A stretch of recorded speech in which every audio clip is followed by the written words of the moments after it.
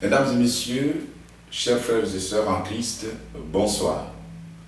Bienvenue à notre rencontre d'enseignement. Nous voulons, avant de continuer, comme l'Esprit nous le recommande, de prier pour que le Maître nous dirige dans ces quelques instants. Prions.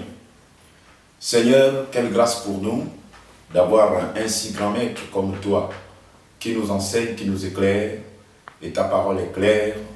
La Bible, tes enseignements sont une lumière sur le sentier de chacun de nous. Nous voulons considérer ces instants comme des moments d'éclairage pour que notre vie soit à ta lumière, qu'elle soit dirigée par ta lumière. Que ton nom soit béni, toi qui oins notre compréhension, Seigneur, toi qui attires nos cœurs pour être conduits par ta sagesse. Que ton nom soit béni, au nom de Jésus. Amen. Ce soir, nous allons continuer notre étude sur le grand thème que nous avons annoncé, le grand module de la demande de main à la nuit de noces. Il y a une série d'enseignements que nous avons commencé à aborder et ce soir, nous allons parler de la réponse. La semaine dernière, nous avons parlé des problèmes liés à la demande de main dans notre milieu chrétien. Et ce soir, nous allons parler de la réponse. Voilà, donc la réponse à la demande de main. Et pour cela, je nous invite à lire dans Genèse au chapitre 24, les versets 57 et 58. Il est dit dans la parole de Dieu ceci. Alors ils répondirent, appelons la jeune fille et consultons-la. Ils appelèrent donc Rebecca et lui dirent, veux-tu aller avec cet homme? Elle répondit, j'irai. Alors, ils ici, ce sont les parents de Rebecca. Vous connaissez toute l'histoire, le grand voyage fait par l'intendant Abraham. Il est arrivé maintenant à destination, conduite par Rebecca, qui a été identifiée, localisée par le Saint-Esprit pour devenir la femme d'Isaac. Alors, on est au milieu de la famille. La famille écoute les nouvelles données par l'intendant qui attire leur attention et les parents aussi examinent. Voilà cet homme qui vient et qui dit qu'il a été conduit par Dieu. Ils examinent. Et ils reconnaissent que cet homme a été emmené là par Dieu. Ils sont d'accord, suivons bien. Et les parents ont identifié que le projet venait de Dieu. Et ils sont d'accord, ils donnent leur accord. Sauf qu'ils disent, ah, mais consultons quand même la concernée. Nous sommes déjà d'accord, nous les parents, mais il faut que la concernée parle. Et le texte que nous avons lu montre que les parents vont donner la parole à Rebecca qui va donner aussi son accord. Donc, la demande de main a été faite, la réponse a été donnée par la famille. On attend aussi la réponse de Rebecca. Donc, ce texte nous parle clairement, comme nous l'avons dit, la réponse. On distingue bien la réponse des parents et la réponse de Rebecca. Et dans notre contexte gabonais, nous sommes habitués à cela. Tout le processus du mariage ne peut pas être conclu si la jeune fille ne va pas vers ses parents, notamment le père, avec une liqueur et un billet de 10 000 francs souvent, pour dire, bon, nous les parents, on est d'accord, mais tenant toi, la jeune fille, est-ce que tu veux le mariage? Et elle se met à genoux devant les parents, elle parle, prononce des phrases qui montrent bien son accord. Le contexte dans lequel nous sommes ici, c'est les parents qui donnent d'abord leur accord et l'accord de la fille vient après. Mais le contexte d'aujourd'hui, le schéma a changé. Ça devient de plus en plus rare. Donc, de voir des parents qui donnent d'abord leur accord. Ça, ce sont des mariages arrangés, des mariages conventionnels. Voilà. Ce sont ces mariages-là où c'est les parents d'abord. Et ici, on a de plus en plus le schéma suivant le jeune homme ou l'homme demande la main à la jeune fille, elle est d'accord, et puis elle va maintenant voir les parents pour obtenir leur assentiment. Donc, le partage que nous avons ce soir vise à aider les femmes chrétiennes face à la problématique de la demande de main lorsqu'elles sont sollicitées par des frères. Nous avons en l'esprit, lorsque nous parlons, le verset qui, à mon avis, est le plus important quand il s'agit du mariage. C'est Proverbe 19, 14. Parce que c'est ce passage qui nous montre clairement que le mariage est une prérogative. Ça veut dire quoi? C'est un avantage reconnu, un privilège qui n'appartient qu'à Dieu, le créateur de l'être humain. Donc, nous le comprenons comme étant une exclusivité, un avantage, un privilège rattaché à Dieu seul. Ce privilège-là n'appartient pas à tous les dieux que nous connaissons. La Bible reconnaît ce privilège-là rien qu'à Dieu. Le dernier mot dans le mariage appartient à Dieu. Le Dieu de la Bible, Père de Jésus-Christ, créateur du ciel et de la terre et créateur de l'être humain. C'est lui qui a le dernier mot. Donc ce verset-là nous montre bien que cet avantage lui revient. Donc lorsque nous parlons de demande et de réponse, nous devons toujours avoir à l'esprit ce passage qui dit clairement qu'on peut obtenir des richesses, des biens de nos parents, mais une femme qui a de l'intelligence, moi j'ajouterais qu'un homme qui a de l'intelligence est un don de l'Éternel. Voilà, donc sur cette base, la chrétienne doit savoir que quand on la demande en mariage, elle doit chercher la réponse à donner aux frères par, premièrement, la prière personnelle. Avant de compter sur la prière des autres, la chrétienne que le frère a sollicitée doit se mettre à genoux, demander la volonté de Dieu par une prière personnelle.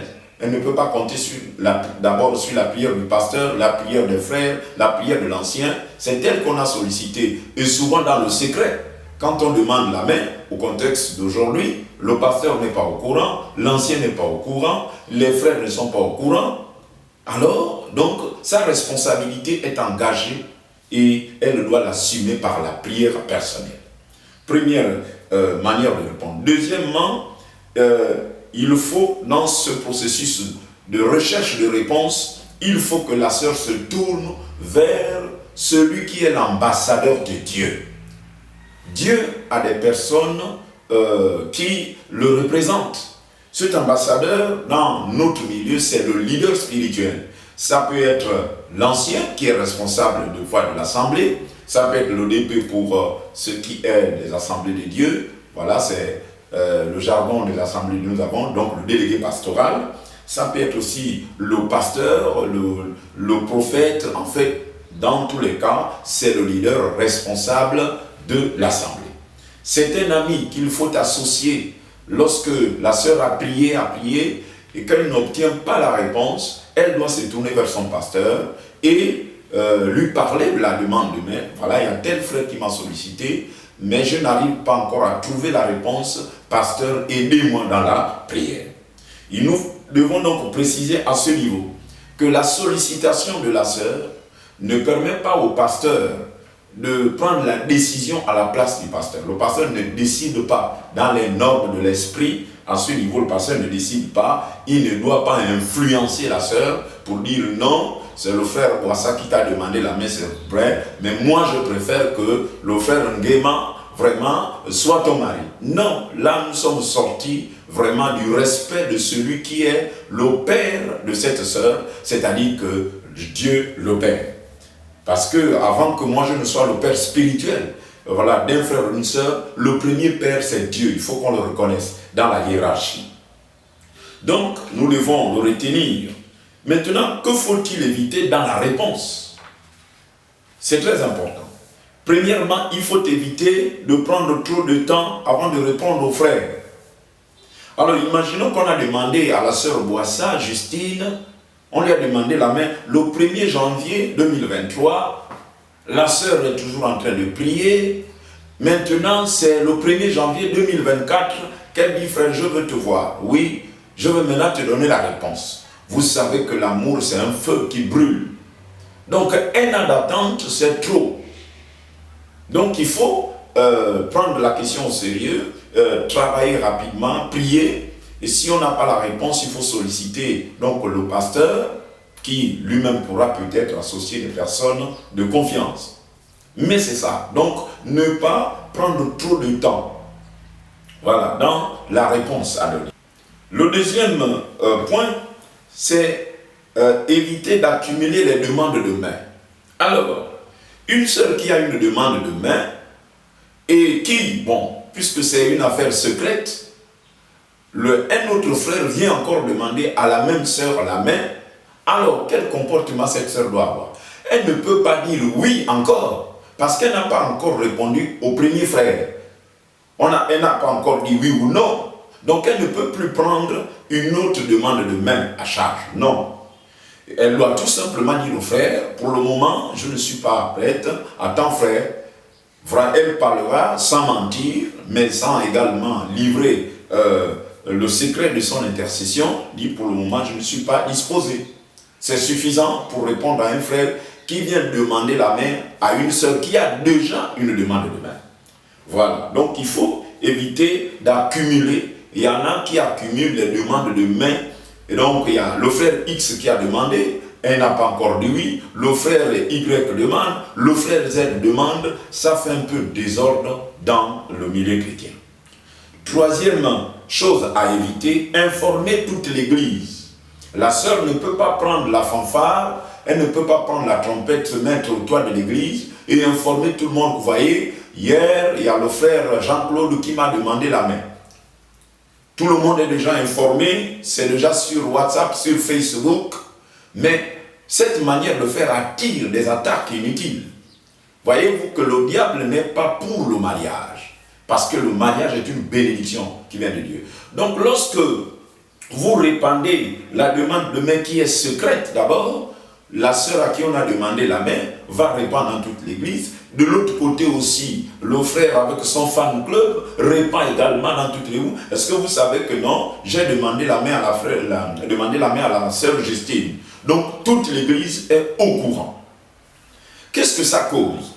Alors, d'abord, chez les frères qui voulaient peut-être demander la main à la sœur. Ah oui, le frère qui a demandé a été peut-être rapide.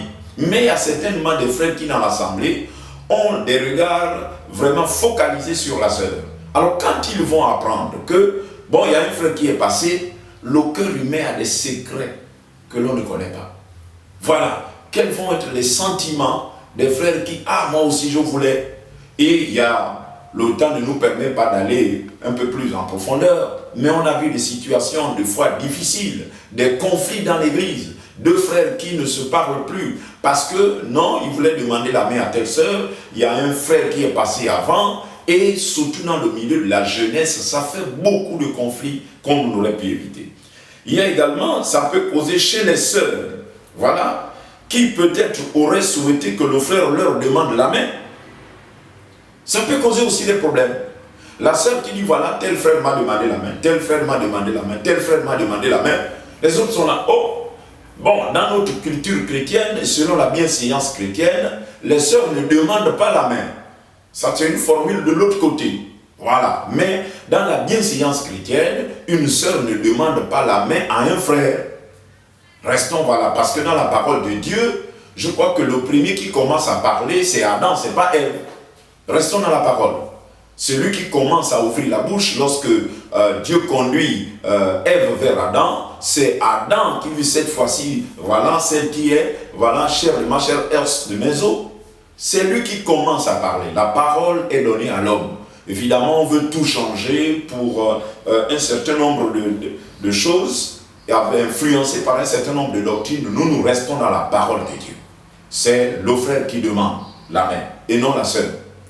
Voilà, donc, alors, l'autre, il faut noter au passage, je devrais dire, qu'il y a un danger à publier non seulement la demande, mais la réponse. Pourquoi? Parce que le fondateur de l'église qu'on appelle Jésus-Christ, C'est lui qui dit ce que je vais énoncer tout à l'heure. À savoir que l'église est composée non seulement du blé, mais aussi de l'ivraie. Alors, est-ce que l'ivraie va apprécier de savoir que toi, tu vas bientôt te marier, qu'il y a quelqu'un qui te sollicite?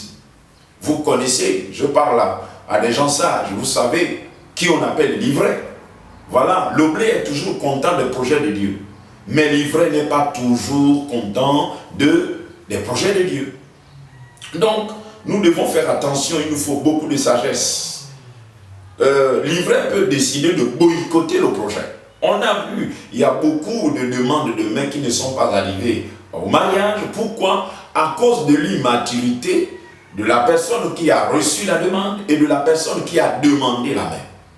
Donc, nous sommes là pour un partage afin que tous les projets en cours, voilà, c'est-à-dire que tous les frères qui ont demandé la main, les sœurs qui ont l'obligation de répondre, nous voulons que tout cela aboutisse selon la volonté de Dieu. Et pour terminer notre méditation de ce soir, je voudrais que nous ayons à l'esprit le psaume 127, le verset 1er. Si l'Éternel ne bâtit la maison, ceux qui la bâtissent travaillent en vain. Et nous avons également le verset 14 de Proverbe 19, à savoir qu'une femme qui a de l'intelligence est un don de l'Éternel. J'ajoute en disant aussi un homme qui a de l'intelligence est un don de l'Éternel. Donc nous voulons, avant de terminer, prier que le Seigneur inspire vraiment toutes les sœurs qui sont aujourd'hui en train de prier dans le corps de Christ pour répondre comme cela se doit à un frère. Nous allons prier que le Seigneur les oriente, que le Seigneur leur donne la réponse qu'il faut.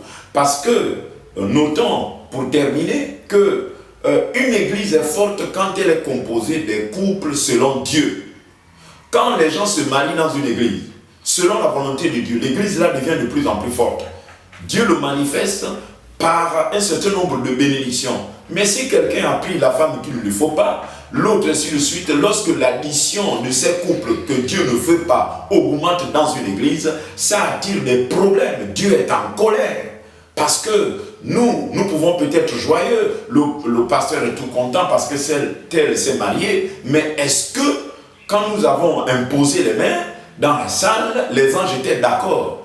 Eux qui sont là pour représenter les intérêts de Dieu, pour amener les bénédictions de Dieu dans les couples, est-ce que c'est bien pour un pasteur d'être entouré de couples pendant que vous imposez les mains au couple, vous êtes en train de bénir dans la salle, les anges crient « Rebelle, rebelle ».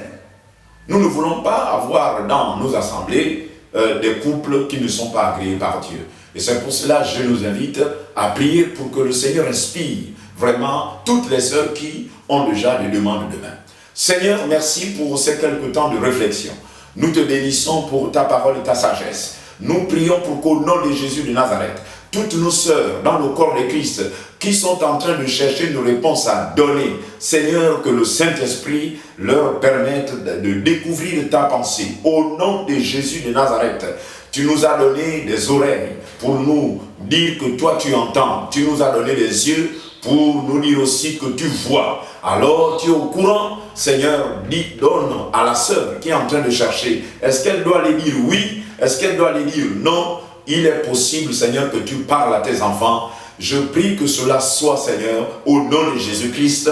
Nous prions également que partout il y a du désordre, Seigneur, dans le domaine de la demande de main, mais aussi des réponses. Nous prions que ta sagesse et que tu donnes aussi aux serviteurs de Dieu, Seigneur, la sagesse, plus de sagesse pour conduire la jeunesse, pour conduire les couples, Seigneur, dans ce domaine du mariage, parce que le mariage est une institution qui vient de toi. Nous voulons devenir les meilleurs, Seigneur, dans le monde. Il faut que nos couples chrétiens reflètent la gloire de Dieu. Nous sommes les enfants de celui qui a fondé cette institution. Nos couples doivent refléter ta gloire. Merci, Seigneur, et que seul ton nom soit glorifié au nom de Jésus. Amen. Voilà, nous sommes arrivés au terme de notre réflexion, notre méditation liée à la réponse. Voilà, comment répondre lorsque nous avons une demande de main. Je nous fixe un rendez-vous par la grâce de Dieu lundi prochain et pour la prière, mais également vendredi prochain pour l'enseignement. Que Dieu nous bénisse.